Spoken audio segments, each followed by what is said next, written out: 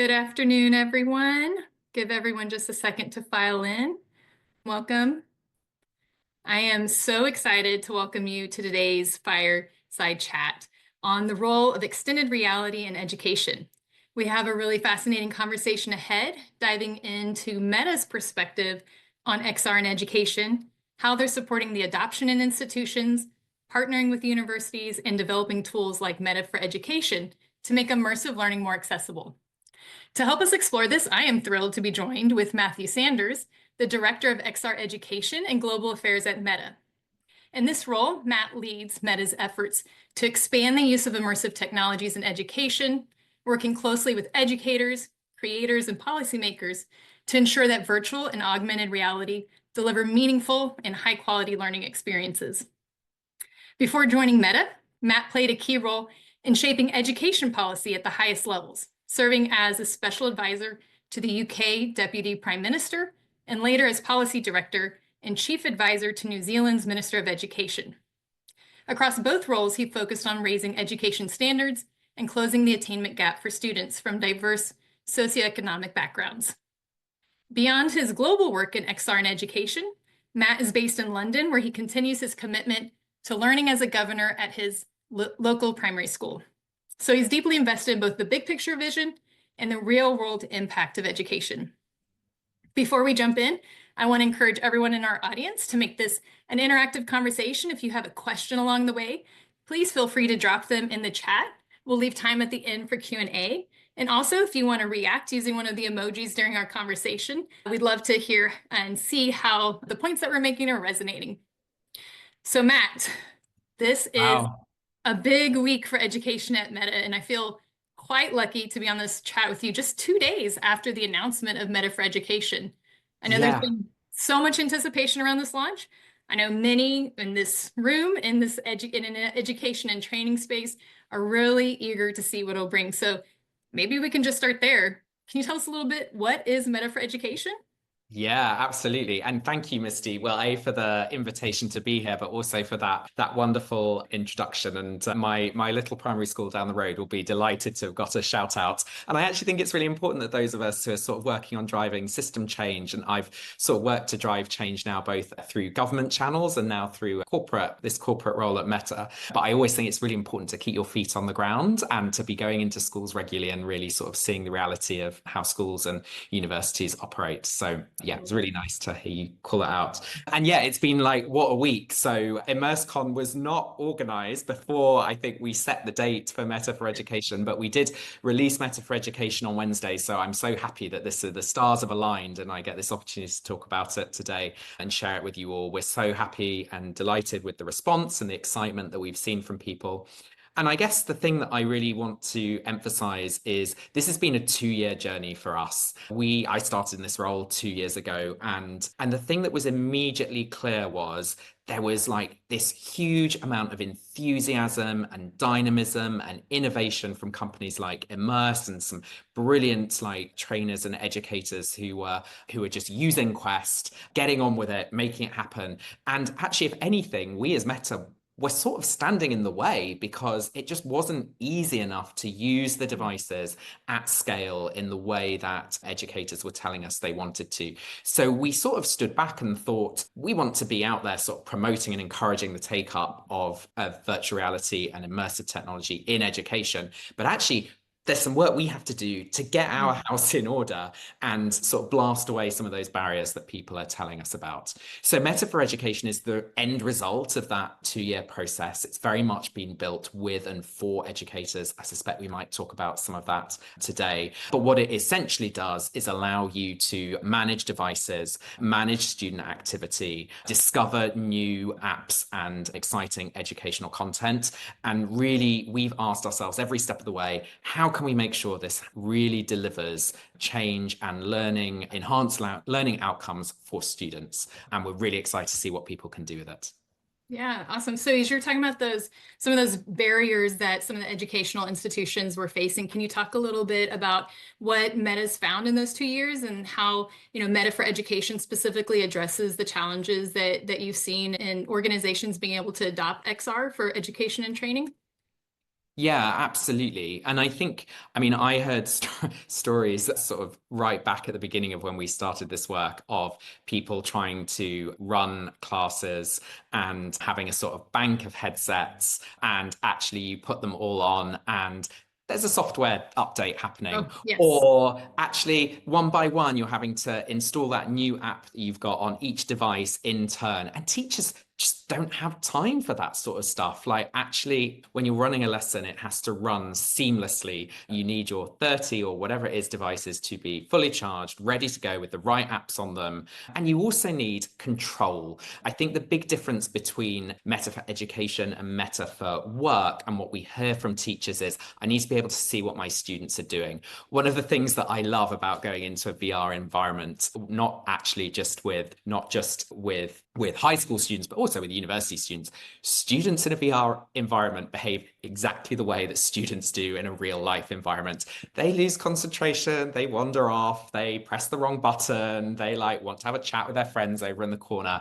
And actually what we often hear from teachers is, I need to be able to control what goes on in my classroom the same way that I would in a real life classroom. So shared mode has been really important for this, being able to have the device in shared mode and use it for sort of any student, but also screencasting, being able to see exactly what your students are doing in the headset. And I want to be really clear as well. This is not the end of the road. This is very much our starting point of us saying we think it's important that there is a specific solution for education, because the needs Mhm. of education are different. I have absolutely no doubt I'm going to hear a million things that people would like Meta for Education to have in the future. So we're really committed to keeping that conversation going. Yeah, we had firsthand experience with this back in 2023. We were a recipient of the Meta grant. And so we deployed Immerse and their 4 Quest headsets into 15 schools. So we had 1,500 students and learned firsthand some of those friction points. And we were so impressed that Meta was asking us, tell us, what pain points are you experiencing? How can we improve this? And, sometimes we hear that from, tech corporations, like, tell us about your experiences. And we give that information, but it's so impressive to see, like, oh, Meta's actually doing something about this. This is a problem that they're really trying to solve. And I think for me, kind of clicked, oh, this is XR in education seems to be really important, front of mind for Meta. Yeah, absolutely. And I have on my computer the 20 odd page dossier that Immerse sent us.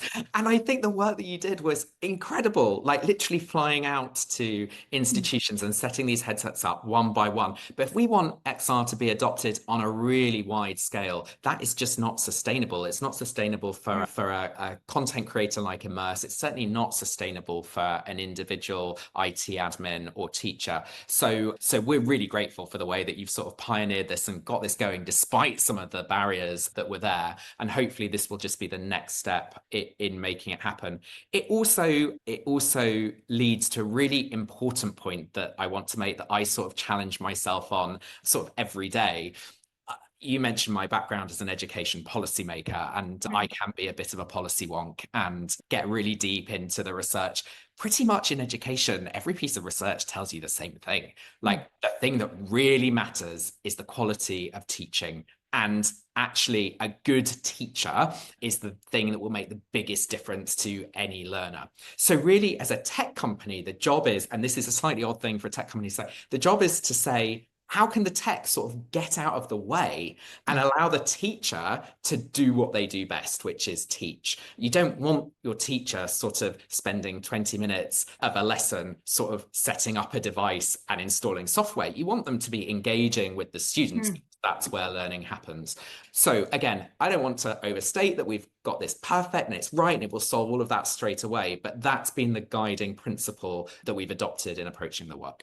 Yeah, great. So, beyond Meta for Education and just implementation of XR, there's a bigger question that, what makes it really transformative? So maybe we can take a step back and explore like the bigger picture. What is the unique value or advantages that Meta sees it for extended reality and being able to bring those learning experiences that maybe traditional methods can't provide, and going beyond. So, Yeah. tell us talk a little bit about that. I think it's really important to not overhype the technology, because I actually think that VR is incredible for some things. And for some things, it's not going to be the right medium. Actually, I think collectively, we as an industry, as a sector, as a movement, are figuring that out. Immerse obviously have one of the most compelling, I think one of the most effective and proven use cases for education and that language learning that I think people really understand why it can make a difference. But I always talk about the sort of what I think of as the three superpowers of XR in education. And the first one of those is like the power of stories. So actually we know that, and again, I know this from my time in politics and government, like if you want someone to remember a fact, don't tell them the fact, tell them the story with the fact wrapped up in it. And we all know that when we present things in narrative form like that, we as humans, our brains find it just much easier to process. And the thing with XR is we're not telling someone a story, we're actually immersing them in a story. And I think that's why we see some of the evidence about the power of recall after an XR experience. The second superpower I always think of is the power of human connection. I think it's really interesting now. We're sort of 2, 3 years out from the pandemic, which saw this sort of great sort of shift to online learning. But actually, people found a lot of that quite unsatisfactory, because I'm delighted to be here and engage with you like this, Misty, but we know this isn't quite like engaging in real life. But in VR, we can have that sort of human connection and we can feel it. We feel like we're breathing the same air. And that's crucial to education, because that gets back to the point I made earlier about that relationship between a teacher and a student. And then my third superpower is the power of doing and learning through doing. And of course, we all know from our own education that learning how to order a cup of coffee from a textbook is fine. It's how I learned French at school. But actually, when you go and you sit in that coffee shop in Paris and you actually try and order the cup of coffee and you sort of get it wrong, and then the waiter sort of corrects you, and then you have a conversation, that learning is so much stickier because you've done it and you've had to sort of adapt in real time. And so we see that, I think, in language learning, but also in some of the sort of traditional vocational qualifications and trades, that power of doing. So those are my three superpowers. I suspect there's probably many more, but I think if you think about it in those terms, doing things, human connection, storytelling, that starts to give you some clues as to where XR can make the most difference. Yeah, I love that. I love those three. I wrote them down. Of course, human connection, that's in our mission statement. That's our vision, in our vision statement, human connection. We definitely see that experience of coming out of COVID, people want to be connected with each other, and the use case of XR and, you know, moving away from isolated learning experiences to provide this kind of social experience really is something that we talk a lot about at Immerse and think on. Maybe we can shift our conversation a bit to talk about Meta's educational partnerships. So you and I met last year in London at Meta's Educator Community Summit, and that was a really unique experience. You know, hearing directly from educators, developers who are really innovating in this field and actually getting us all in one room was kind of magical. For me, it really highlighted Meta's commitment to building a collaborative ecosystem that supports innovation in educational XR. So can you share maybe a little bit of how Meta is approaching those partnerships and what impact they're having? I'm so glad to hear you say that, Misty. And I found those events really special as well, partly because I just personally find that spending time with teachers generally is good for the soul, because people are so mission driven and really want to do the best for their students. And I just always find it inspiring. And having 100 of them together, we had 100 in London and 100 in California. We really asked ourselves who are the sort of leaders across the world in this space, and let's get them all together. And one of the things that people said to us, and that we'd heard a lot before we ran those events, was being an XR innovator is actually pretty lonely.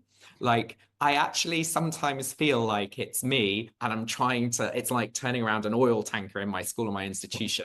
And we thought, actually, what we want to do is help people feel better connected to each other and to feel less lonely. So we brought everyone together in that way. And yeah, lots of people were there saying, this is the first event I've been to. I don't have to start by telling people what I do. And there's been some really great networks emerged from those sessions, and I hope we'll run them again this year. But it really speaks to that point, though, that everything we do, we've tried to center on the educator and that educator audience. And some people have said, oh, should it be students? Should it be developers? Should it be content creators? And all of those are important parts of the ecosystem, IT admins, like people who actually fund these things, and governments, policymakers, all of that. But for me, actually, enabling the educator to use the technology effectively is actually the key to unlocking impact. So that's why it was so important to focus on educators. We've run 2 programs now in the run up to Meta for Education. So the year before last, we ran a partnership program with a bunch of universities in the US, and we actually asked them to use our business management solution, which was then called Quest for Business. Tell us, what about this works for you as an education institution? What doesn't? How do we need to build on our business product to make it more appropriate for education? We took everything that we learned from that to then build Meta for Education, which, by the way, when I say Meta for Education, I'm talking about the headset, the combination of the headset and Horizon Managed Services, which is the management software that sits on it. There's a specific version of that for education, which includes the Education App Store.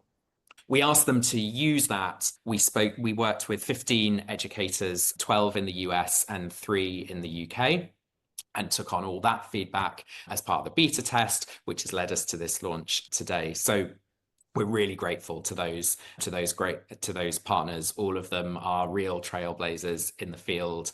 I'm not going to read out 15 names now because I might not remember them all and then I'll offend someone, but they are on our website, and we're really excited to continue working with those partners. Yeah, you were mentioning about, helping teachers know how to use the tech effectively. And I think that gets to how you were talking about earlier. It's not just hype.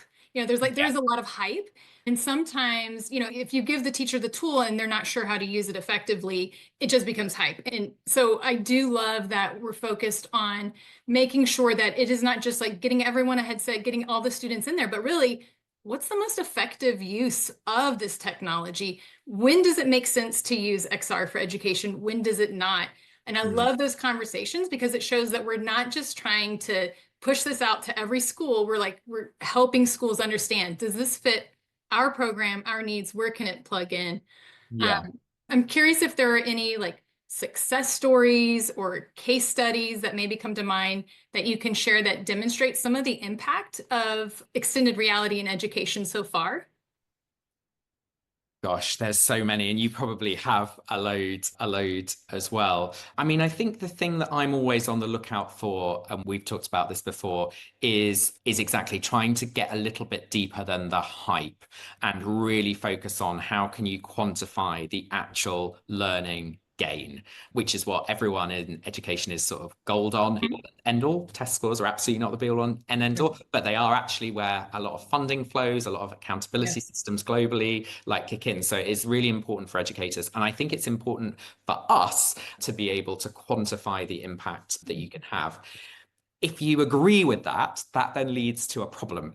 Because saying, does VR impact educational outcomes is a bit like saying, does the internet impact educational outcomes? The answer is, well, it can do. Some things on the internet do, some things on the internet definitely don't. And I think that what you have done at Immerse of really focusing on the research that underpins that, I think is really important. And we always encourage our developers and our creators to think about that research piece as part of the development process.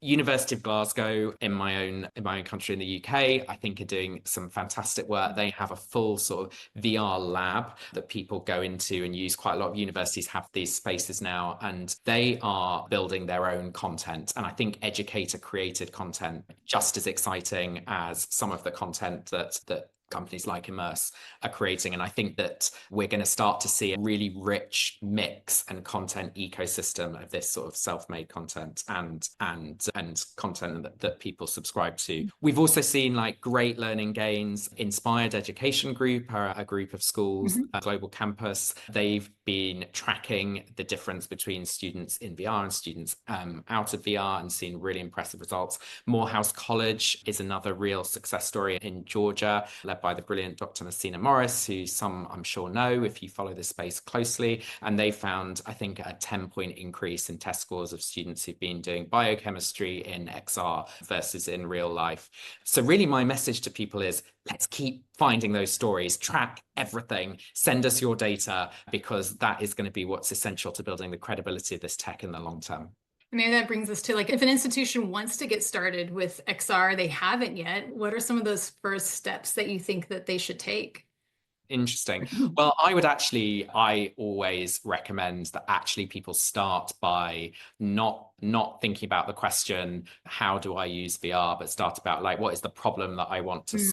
And then that leads you to the solution. And then the second step, I would say, is actually reach out to a company like Immerse, or a specialist content provider that can help you fix that problem. And you guys are so adept now at helping teachers and educators make those first steps. I also think you can start small. Like, we have tried to support some schools and colleges, and what we find is once people have one device, they immediately need two, and once they have two, they need like 100. Like, it always rolls out. But I don't know a lot of institutions that have started with 100 devices. Start with one or two, start small, like, learn. You'll see the impact pretty much immediately. Be really careful in your content selection. Be really careful and specific about the problem you want to solve, and then build out from there. That would be my advice. Yeah, and then what about in terms of like thinking about cost, infrastructure, what are some things that, institutions maybe need to think through, maybe Quest for Education solve some of that gap there, and for those institutions that are wanting to get started, maybe concerned about those things. Yeah, sure. I always slightly struggle. I struggle with this question because, of course, I mean, you said it at the beginning, I've spent most of my career sort of really focused on how do you narrow gaps in education. And the reality is that that when you have a new technology, those that adopt it first are often those who can afford to, because they can afford to take the risk, or often technology sort of starts expensive and gets cheaper over the time. This, I think, is slightly different because I don't think this technology is that expensive. It's sort of less than a tablet or a laptop often. And we at Meta have been sort of really careful about this. Our business model is and what we've always wanted from the metaverse, is to basically get mass take up. We want as many people sort of using the technology as possible. And so we have priced for that. Meta for Education will come with Meta Horizon. So when you buy a Quest headset, you will get Horizon managed services for free for 2 years. For $100, you can get lifetime access to managed services for the device. I think that is a really good deal, and I hope people will agree. And that was a very specific sort of response to what we had heard from educators, which is, actually, I can often get a grant for hardware, or I can make a business case to my university. What's really hard for me is like ongoing cost for a management solution. On top, of course, the cost that people will be paying for subscription to content services often. So we hope that by loading the cost of the managed services into the purchase of the headset, we have made it more affordable for people, and also allowed people to use the budget for their subscriptions on the content that they want to buy services. Yeah, great.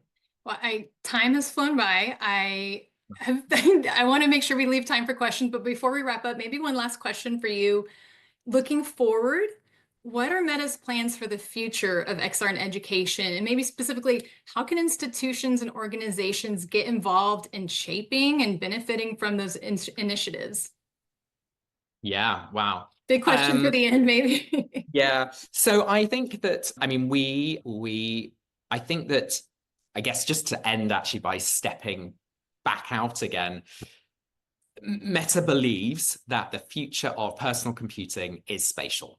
We believe that everything you can do on your phone right now, one day you'll be able to do on a piece of wearable technology, and the internet will not be on a screen, but will be all around us. Now, you may agree with that vision, you may not, but that is where we think personal computing is heading.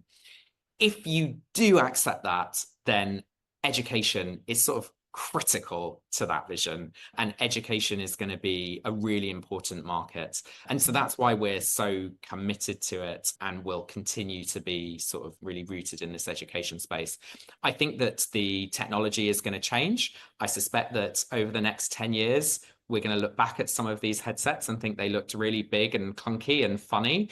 And that is going to drive further take up, and that will change over time. I also think that some of the sort of differences between virtual reality, augmented reality, mixed reality that we talk about now will start to blend a bit more and not feel like such distinct category. But in all of that, if we can get it right for education, we'll be getting it right for everyone else. So in terms of sort of working with us, I guess, get plugged into the network either through Immerse or through content providers. We definitely want to do more of this building of community, because I think it's really important that people have a space to learn from and with each other, and for us to learn from you.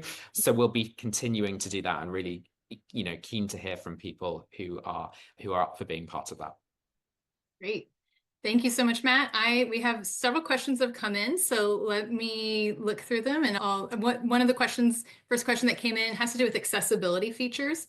So can you maybe talk a little bit about what Meta's thinking in terms of accessibility features like screen readers or other things? I know we've had some conversations with some of your staff and just like accessibility issues that we've seen our users face. I know that at the Educator Community Summit, we actually had some breakout rooms, and I went into the one that was about accessibility, where people were sharing some of the challenges that they were facing. So any thoughts on the kind of direction or what we can expect in terms of accessibility and what those conversations have been like?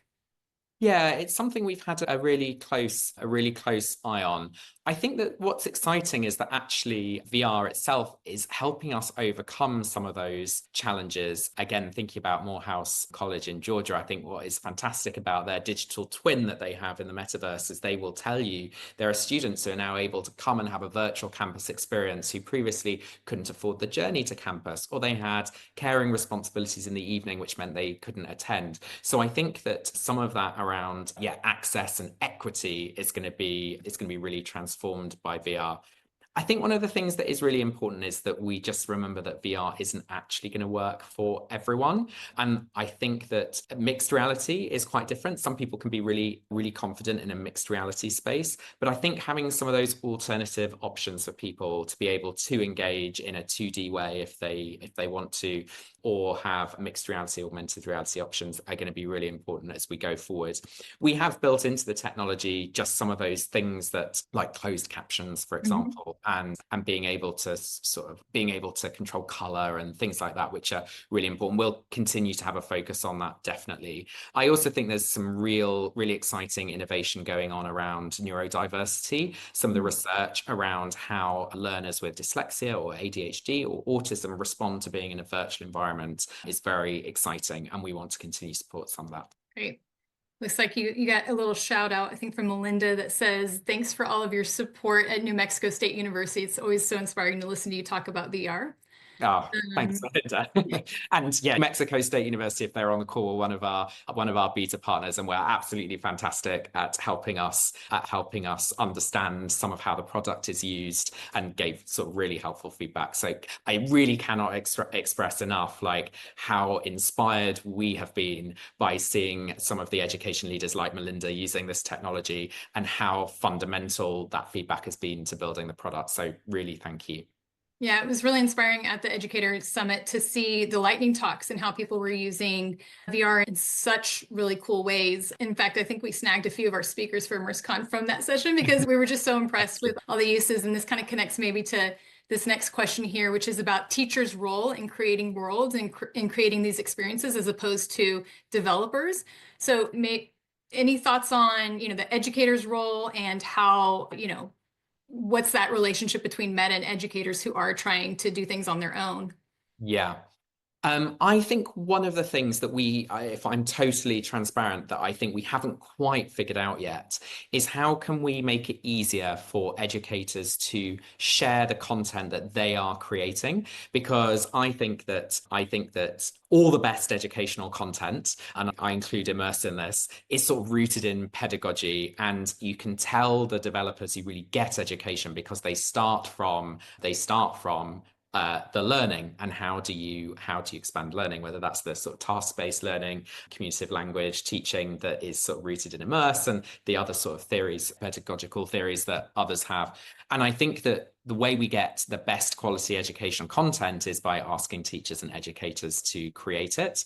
I would love in time to have ways that we can help people share what they've created, because I've seen really exciting stuff that people are doing. But that is in my sort of to-do list. If anyone's got some ideas, send them my way. Yeah, that question actually came up yesterday on one of the panels. The question was just about, sharing a tool that an educator has built and where they can do it. So I love to hear you call that out. Like, that is a problem that we're looking to solve, that, we need a developer who maybe has a solution for that. It's such a new space that we don't know, we don't have all the answers yet. And I feel like every one of your staff, there's this humility and acknowledgement of, this is very new. We're figuring this all out together. I know, I like at Immerse when we're hiring new teachers who come in and they're feeling like, oh, I've never taught in VR. And we're like, we never did either before this, Yeah.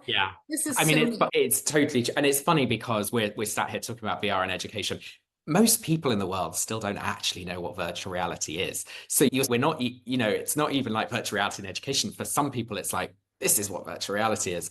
I always say to people, like, if you think about the internet, we're at the dial-up stage of VR. Right now, like it's sort of that new and that early, and some of this we are going to resolve over time. But the fundamental premise of the question, is it important that teachers are VR creators as well, is like a massive 100% yes from me. So let's work together on how we do more of that.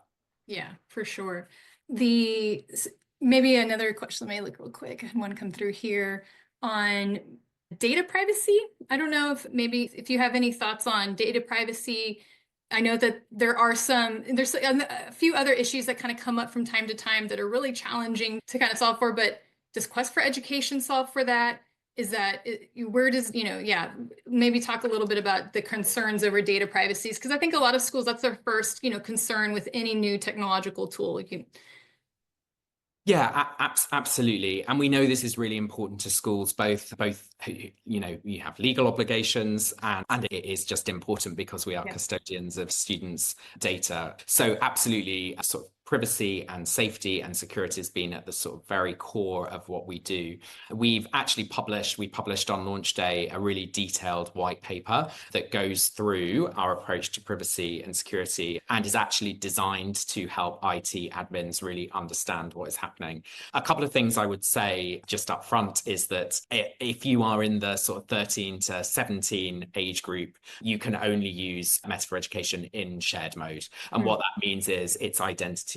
So you're not logging on with an individual ID. It's a device that anyone can pick up. So you don't have that personalization.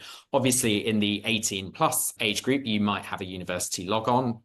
And there is data that is collected around that. We've set out really specifically like how we can use the data, and it is for things like safety, privacy, integrity, security, compliance, which is important to schools. And that approach to being really transparent and clear is been how we've tried to approach this. But full details are in the white paper, which is on the website, and I encourage people to have a look if you want to understand more about this. Yeah, and then I see Trisha's added a few links as well, so to make it easy for everyone to find. Excellent. Thank you, Trish. The white paper and all. Yeah. Maybe let's look at the time here. We've got time for a couple more questions. Let me look real quick through and see if we have any that we haven't answered yet. Someone was asking about if you have any partnerships with countries outside of the English-speaking world. So I know that we did have some that were in some of the LinkedIn groups that I'm a part of. So it's not just London and the United States.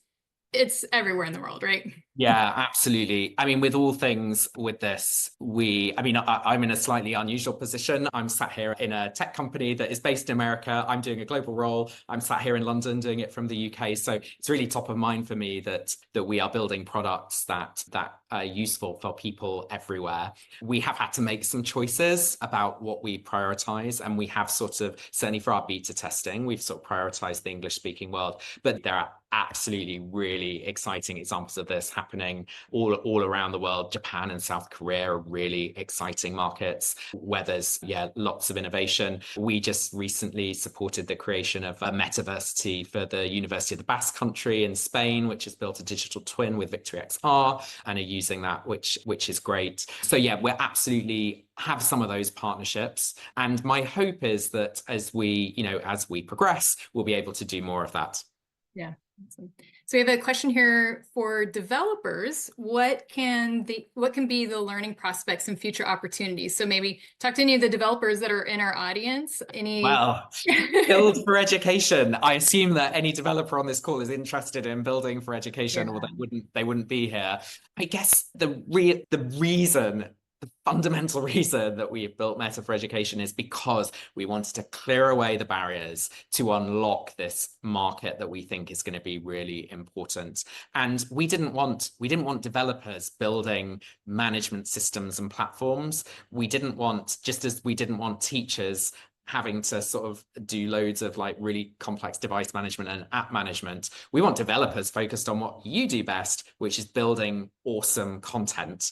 And so hopefully now that Meta for Education exists, it will make it easier for more schools and universities to adopt VR, which will mean the market is bigger, which will mean that there is sort of even more innovation and an energy in the developer sector. So yeah, it takes all. It takes the hardware, the management software, the developers, the educators. It's totally, that collaborative ecosystem just has to be a part of the solution. And absolutely. Yeah, totally. Developers are a really important part of the mix. And of course, people like yourself have been sort of content partners for our beta testing and all of that. And actually, I mentioned this earlier, but Meta for Education does have an education specific app store. And it was one of the things that I really pushed because I thought it was so important. We hear from teachers all the time, how do I find content? And how do I find content across like a whole range of subjects? So again, is our education app store a full catalog of every single bit of educational VR content? No, it absolutely isn't. It is a start, but we really thought it was important to start sort of bringing that together and making it easier for educators to find. Yeah, and it's impressive to see how much it's grown, how the library of content in the last couple of years. Every time I'm going there, I'm finding new apps, new use cases for education. And so it's just amazing to see. I think we're just out of time. Matt, I appreciate this conversation so much. I feel, again, 2 days after the launch for Meta for Education, I get to be the first person that you speak to about it. So I'm really excited about that. Appreciate you and all the work that the staff are doing to really push XR into education, and not just push out the headset, but to also work with developers and educators and listen to them. And I feel very heard. I know that the educators that have been to these summits that we've been a part of feel very heard. And so I'm really excited about the future partnerships as well. I'm so happy to hear that. Thank you so much for having me. And yeah, here's to VR in education. It's going to get bigger and bigger over the next year. That's my prediction. It is. So for everyone, thank you for joining. Just a quick little announcement. We're going to put a little poll just to get some feedback on so that you can rate this session. And then we're going to have a 15-minute break before returning to learn about how we can design accessible and equitable VR experiences. Really excited about that session. So again, as a reminder, we're going to jump off this link and then we'll jump back on the same link in 15 minutes once our presenters have had a chance to set up. But thank you again, Matt, for joining us. Thank you. Enjoy the rest of your day. Bye-bye. Bye.